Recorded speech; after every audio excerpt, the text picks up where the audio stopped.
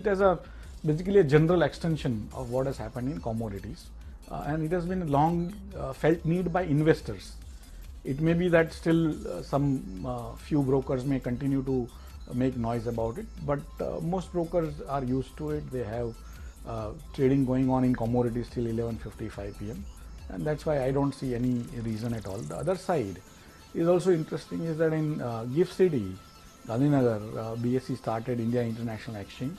Of course, it doesn't allow Indian investors to trade, but it trades 22 hours. Mr. Chauhan, if I could, before going to GIFT City specifically, if I could ask you to begin with, does it mean that only index product would be launched?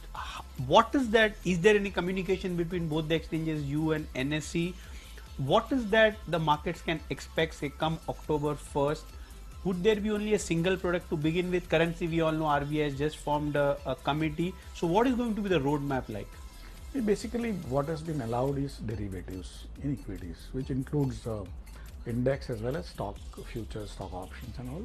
And all of them will start because currently it is trading for certain X number of hours and it will continue to trade for some longer hours. Does that mean, say, BSE would be launching stocks derivatives also from October 1st, or it would be only index to begin with? It will be stock as well as index futures and options, and there is no doubt because it's actually derivatives in equities that has been allowed.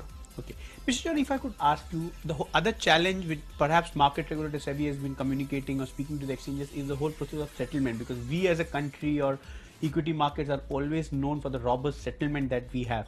Now, in GIFT City, we all know the SMAC had a recommendation and the settlement happens in the same night, particularly of the evening trade.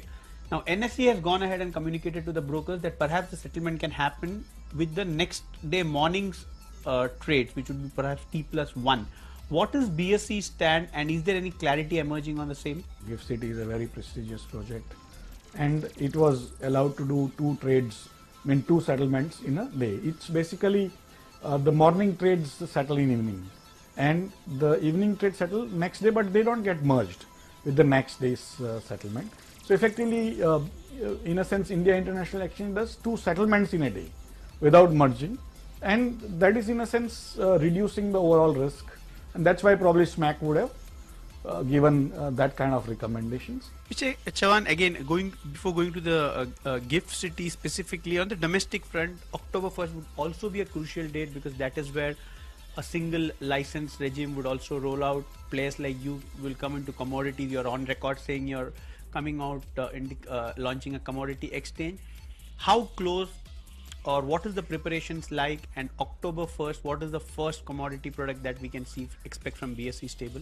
No, again, basically we have been ready for last almost 3 years since the merger of SEBI and FMC. It happened in September 2015. So since then we have been talking about being ready. To begin with, it would be agree that you would target?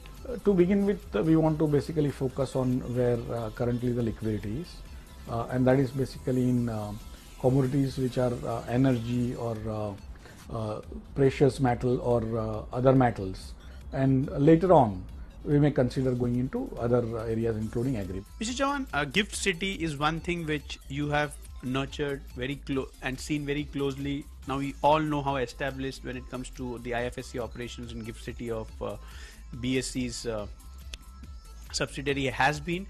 Now I'm asking you this question at a time when there are indications that perhaps NSE would launch its index with a tie-up with SGX. We all know what has happened in the last couple of months on the legal front, so on, so forth. Would thereby, perhaps for the first time, you would expect some competition? How are you looking at that development? And that is a good competition. It's basically for the country, and it remains to be seen how the agreement comes out and what is finally going to happen. So we will keep our fingers crossed and hope things work out amongst different exchanges.